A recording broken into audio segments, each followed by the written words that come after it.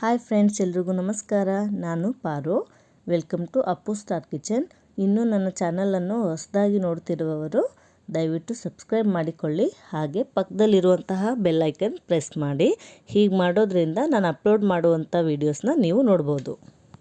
ಇವತ್ತಿನ ರೆಸಿಪಿ ಏನಪ್ಪ ಅಂದರೆ ಏಡಿಕಾಯಿ ಡ್ರೈ ಮಸಾಲನ ಹೇಗೆ ಮಾಡೋದು ಅಂತ ತಿಳಿಸ್ಕೊಡ್ತೀನಿ. ನೋಡ್ಕೊಂಬರೋಣ ಬನ್ನಿ.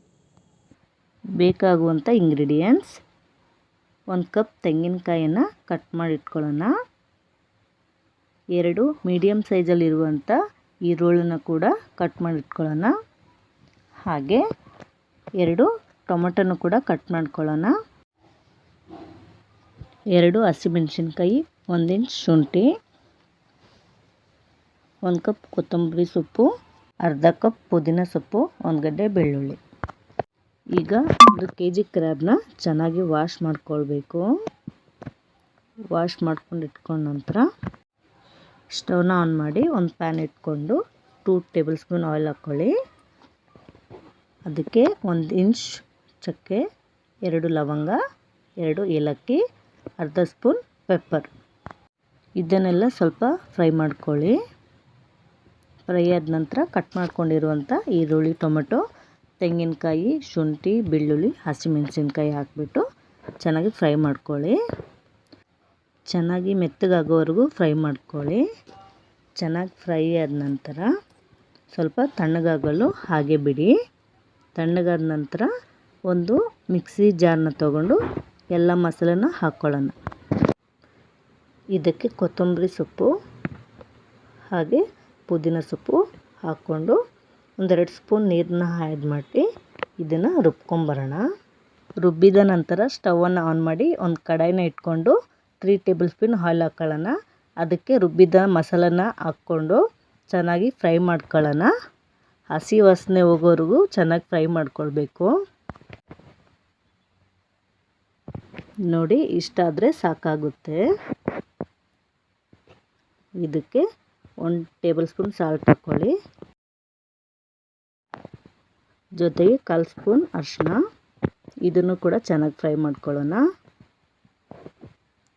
ಚೆನ್ನಾಗಿ ಫ್ರೈ ಆದ ನಂತರ ಇದಕ್ಕೆ 2 ಸ್ಪೂನ್ ಚಿಲ್ಲಿ ಪೌಡರ್ ಹಾಕ್ಕೊಳ್ಳೋಣ. ನಿಮ್ಗೆ ಜಾಸ್ತಿ ಬೇಕಾದರೆ ಜಾಸ್ತಿನಾದರೂ ಹಾಕ್ಕೊಳ್ಬೋದು, ಇಲ್ಲ ಖಾರ ತಿನ್ನಲ್ಲ ಅನ್ನೋಂಗಿದ್ರೆ ಕಡಿಮೆ ಮಾಡ್ಕೊಳ್ಳಿ. ಇದನ್ನು ಕೂಡ ಚೆನ್ನಾಗಿ ಫ್ರೈ ಮಾಡ್ಕೊಳ್ಳಿ. ಇದು ಕೂಡ ಚೆನ್ನಾಗಿ ಫ್ರೈ ಆದ ನಂತರ ಅರ್ಧ ಸ್ಪೂನ್ ಗರಂ ಮಸಾಲ ಹಾಗೆ 1 ಸ್ಪೂನ್ ಧನಿಯಾ ಪುಡಿನ ಹಾಕ್ಕೊಳ್ಳಿ. ಇದನ್ನು ಕೂಡ ಚೆನ್ನಾಗಿ ಫ್ರೈ ಮಾಡ್ಕೊಳ್ಳಿ. ಇದು ಕೂಡ ಚೆನ್ನಾಗಿ ಫ್ರೈ ಆದ ನಂತರ 1 ಸ್ಪೂನ್ ಫಿಶ್ ಮಸಾಲನ ಹಾಕ್ಕೊಳ್ಳಿ. ಇದು ಕೂಡ ಚೆನ್ನಾಗಿ ಫ್ರೈ ಮಾಡ್ಕೊಳ್ಳಿ. ಎಲ್ಲ ಮಸಾಲೆ ಎಲ್ಲ ಚೆನ್ನಾಗಿ ಫ್ರೈ ಆದ ನಂತರ ತೊಳೆದು ಇಟ್ಕೊಂಡಿರುವಂತಹ ಏಡಿಕಾಯಿನ ಹಾಕ್ಕೊಳ್ಬೇಕು. ಎಲ್ಲ ಏಡಿಕಾಯಿ ಹಾಕ್ಕೊಂಡ ನಂತರ ಇದು ಚೆನ್ನಾಗಿ ಮಸಾಲೆ ಅಂಟ್ಕೊಳ್ಳೋ ಥರ ಚೆನ್ನಾಗಿ ಕಲಿಸ್ಕೊಳ್ಬೇಕು.